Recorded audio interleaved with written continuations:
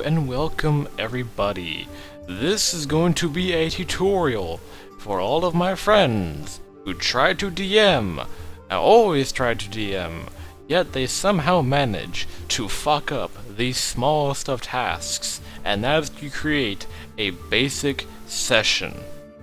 Now, the map you're looking at right now is courtesy of my favorite website, Donjon, which have all these fantabulous generators that are really useful, and you should use them. I'm going to link their map generator, which you can see an example of right here, in the description below. That way, y'all can use it, follow along as we go. Now, the first step of creating a successful session, knowing what the hell you're doing. You do not just walk in to your own game not knowing the world you have based this around. Now, this was meant for a bunch of stragglers I picked up on Roll20, which is what I'm currently using, and they wanted a Dark Souls themed D&D 5e campaign. So you know what I did? I named it the Hollowed World. The undead were replaced with the Hollowed.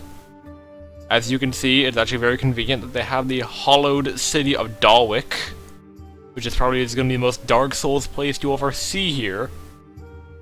And I had to create a world that had the Hollowed people existing, where the players were not encased inside that Dark Souls, just grind until you beat the boss, yet still have that gloom and terror and all of that. So, as you can see, they were meant to, because they abandoned me for no goddamn reason, never said a fucking word. They were supposed to start here in Ikrist. Notice the location I chose. Their main goal, for whatever reason, that was up to them, was to get to Ombados, the blessed city. Why? I don't remember. I don't remember, yeah, I don't care, but I can tell you why I put them there. If you look, they are on the complete opposite side of the map. Even if you go the other way, it's still a pretty long walk. So that gives them plenty of time for you to create endgame content based around this city as they're trekking through dangerous mountains and forests and swamps and locations and dungeons. It gives you a chance to feel out the party, get an idea for their characters at the low level, because look, they're pretty isolated. There is nothing around them that they could get themselves screwed over by. Okay? It's only when they go into the Blue Mountains, or if you were to zoom all the way over here, possibly Mirror Tower, the Bastion of the Crimson something. It's a nice starting location, period. And hell, I even made a few basic enemies based on notes. This is what you can do. These notes that you see right here, these are on the GM layer. Okay? They're on the GM layer. So I know what each location is about. Like, Wintunya has a Dwarven Lord, accepting humans, hates halflings. They want you to go hunt down Lycan and check up on Beastmaster. What's that Beastmaster? Free them from the kobolds that have enslaved the gnome village. Simple as that. Lafan, hunt down direwolves that destroyed Sato. That's a parody of a one-shot I did where the whole party were direwolves.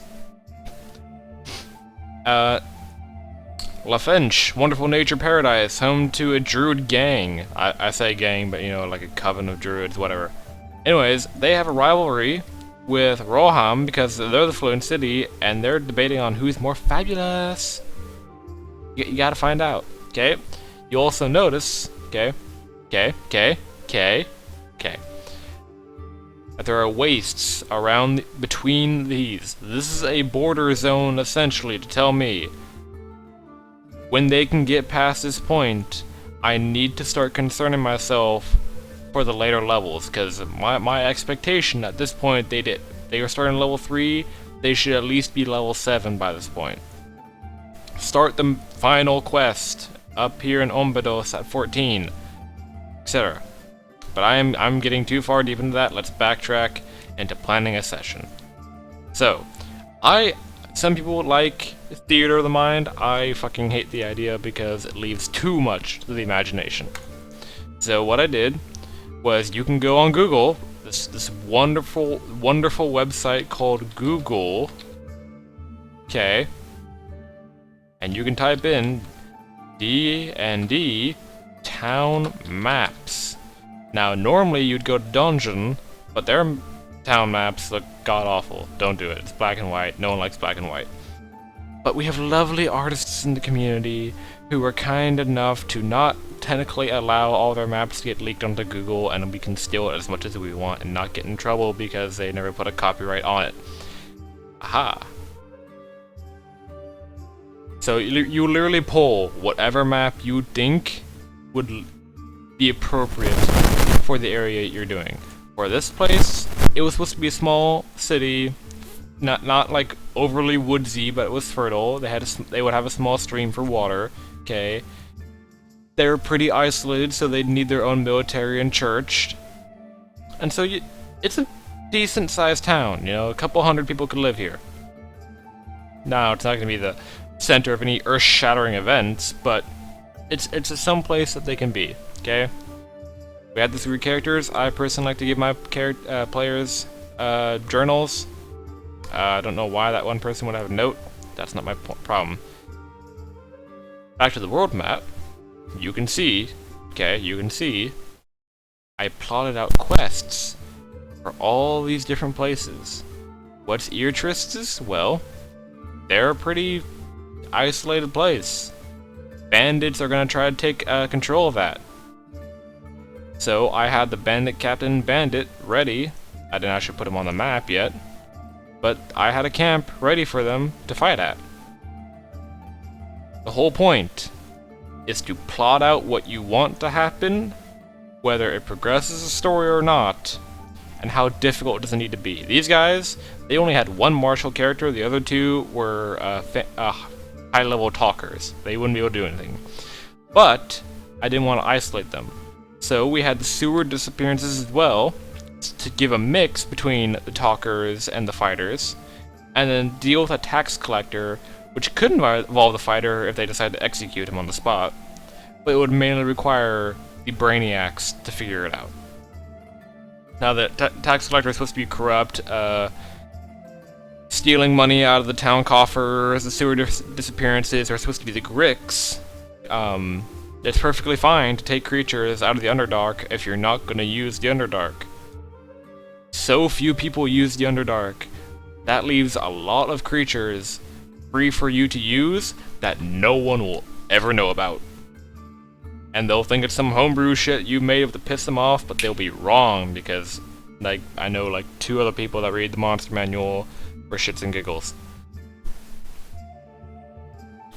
Now, you can't have it all be too boring, right? Sometimes, even in the grim, dark world such as this, you need comedy. And I know a few of you have been eyeing this Hydra chicken I have over here. Do not be afraid to take a template. If you have something that does not fit what you want, take a template and apply it to a creature. I wanted something comedic. I wanted something so outlandish, corrupted by the darkness, and Dark Souls 3 inspired me. How so? The Hydra chicken. Cut off its head, more heads are gonna appear. The chicken has 5 heads. Well, it has more than 1 head. The chicken has advantage on saving throws against being blind, charmed, deafened, frightened, stunned, knocked unconscious.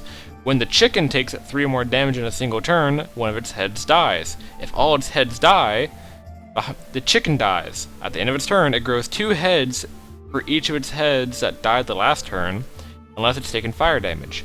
The chicken regains 2 HP for each head regrown this way. Now you see the chicken has 26 HP. This chicken could last a pretty long time. Now the only sad part of it, as a CR1 creature, it cannot attack with all the heads. It made me very sad. But that's beside the point. What else to talk about? Oh, of course, you gotta have lovely, lovely, lovely music. Now, the two people I personally recommend, okay, are Nicholas Krisky and Adrian von Ziegler. Those two produce royalty-free music, which is why I am not worried about playing this music in the video.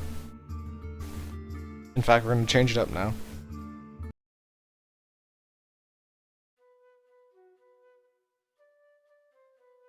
Too quiet. Much too quiet. Much better. Music is very important. It sets the tone, it sets the mood, it gets people pumped, it gets people scared, it gets them anxious, it gets them happy, it makes them sad. Music is a tool that you need to use. Do not just, like, I don't want to have to, like people like me with bad internet, I don't want to have to go to YouTube, sponsor, myself, and have to Google music that I think would fit the situation just because it's so goddamn quiet in between people declaring what they're gonna do. That is not something I want to hear. Silence is not something that should occur at a D&D table. Especially in real life. Do not allow silence to occur. Somebody better be beating somebody or there's a problem. You're not having enough player interaction. Speaking of which, let's talk about customizing to the party comp. As you saw, I had quests for each of these three, okay?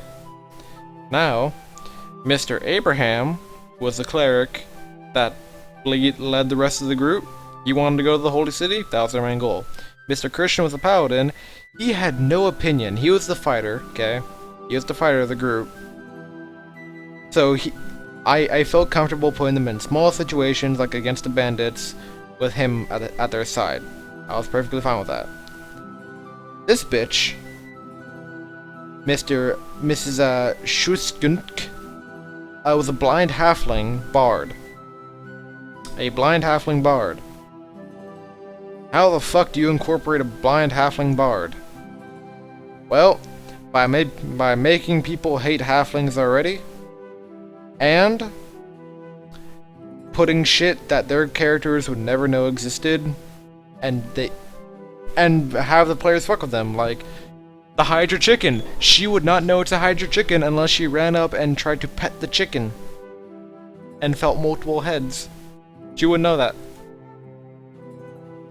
So, to top this all off, I'm going to show you how I would plot out an encounter, okay?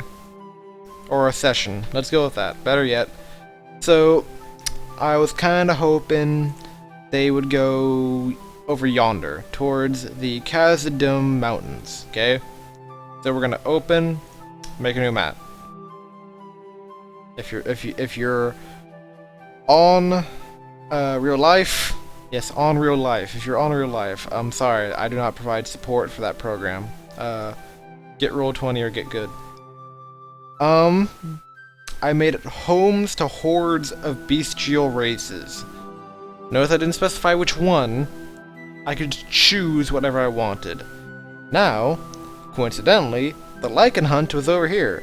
So even if they went this way to Wentiwa Keep, I could send them immediately back this way, and they would either continue up back, make the backtrack here, or continue on down here, or go home. And they can, yeah. The more you can get your players in a loop and around a player in an area, but still make it feel interesting, you know you're doing a good job. But anyways, enough rambling. Let's get to work.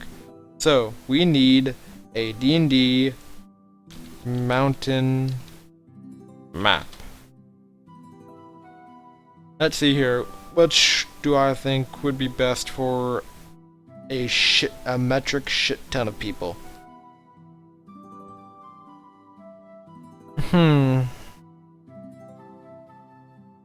Now you have to consider where the player's going to be starting, how many creatures you're going to be putting there. You know, this actually looks good. Because you see here, they have 2 entry points, okay? Mountainous area, there's not going to be a lot of room to maneuver up and down the paths. But they have these wide open areas here where they can use the rocks for cover, and be able to defend themselves. So we're gonna take this image, go back to my game, and we're going to upload this to Roll20. Okay, now all you have to do, scale it up, and away we go.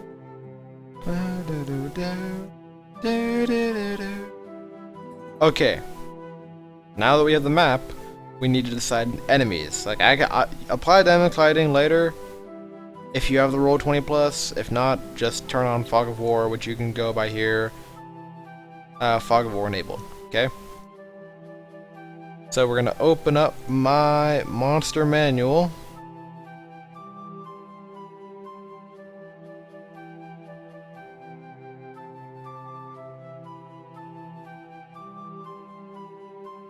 Oh, isn't that a lovely sight? We're gonna 2-page scroll this shit for more efficient death searching. And we're gonna take a look at the table of contents. And what sounds good? For bestial creatures, what sounds good? Well, I did say it was gonna be lichens, so we can go down here to lycanthropes and say they were level 4 if they did all the quests in the first town. And we want hordes of them. Not just one, not just two, we want a bunch of them. What would be best? To scare the shit out of them.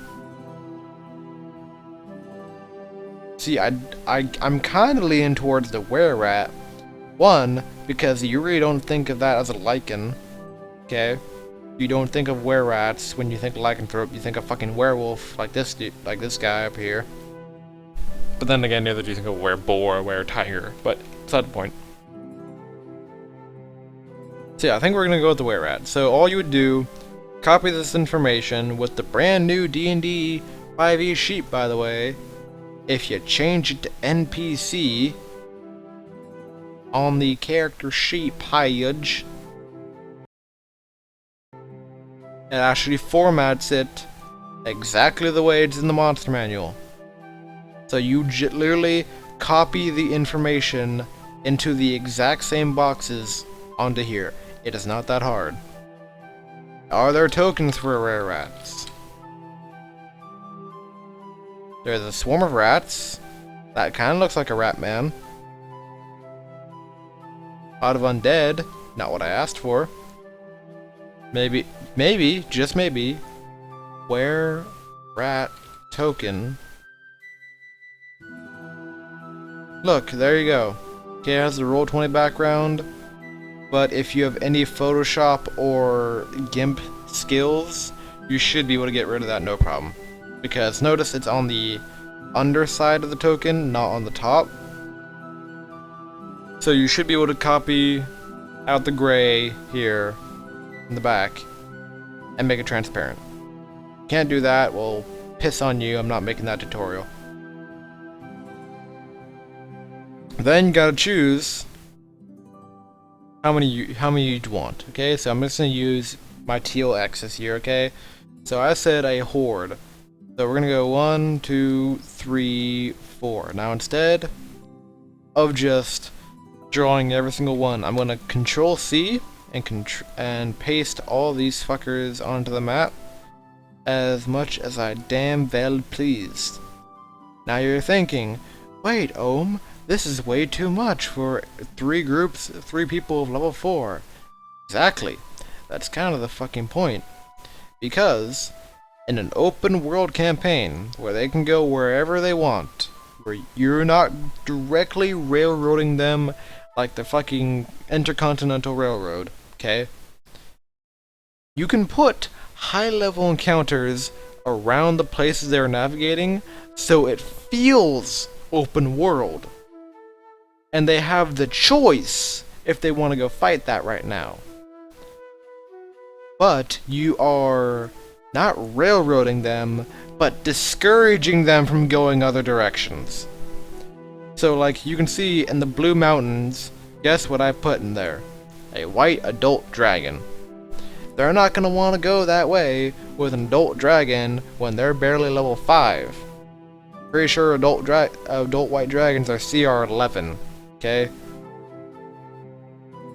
Meanwhile, oh hey, look, kill some kobolds just around that place. Okay, well we still can't go that way. Hey, I heard that there's some direwolves over here. Let's go check that out. Oh hey, look, I heard that there's a city over here. Let's go check that out. Hey, look. Hey, look. Hey, listen. It's not hard. You just need to sit down, plot out. Okay, we're gonna recap here. Get a map from Senor Dolgen. Get a theme. In this case, it was gonna be Dark Souls themed. I hadn't gotten far enough to actually make the creatures yet, but that's fine. Decide starting location and ending location, roughly. And just start making up shit. No, this is a completely homebrew world. You can make up whatever goddamn stupid story you want. At all. At all. At all. It could be at anything at all. At all. At all. Like, for example, vast underground ruins that lead to the Underdark. Oh, I guess I did include the Underdark. Well, fuck my life, I didn't remember that. But hey, you know what? Now, whatever. But here, Desert of the Lost Empires, deranged cleric believes that she is a descendant of the Empire. Am I stealing from League of Legends a little bit? Kind of. Does that matter? No. It's easy to make a campaign. It's really easy to make a campaign. In your head. But you do not have to make every single location in the entire world. You know why? Because your players are not going to go to every single location in the entire world. If they want to, then ask ahead of time, hey guys, where are you thinking about going next? Okay? And then you can prepare for that. And if they go somewhere completely different, then good luck improvising, because I cannot teach you how to do that. Or better yet, stall for time while you're making the map. Even better yet. But anyways, that is all I have for now. If you have any questions, post them in the comments. If you want me to go make more D&D videos and you actually enjoyed this for some fucking insane, spontaculous reason, also let me know in the comments, and like, subscribe, and bye-bye!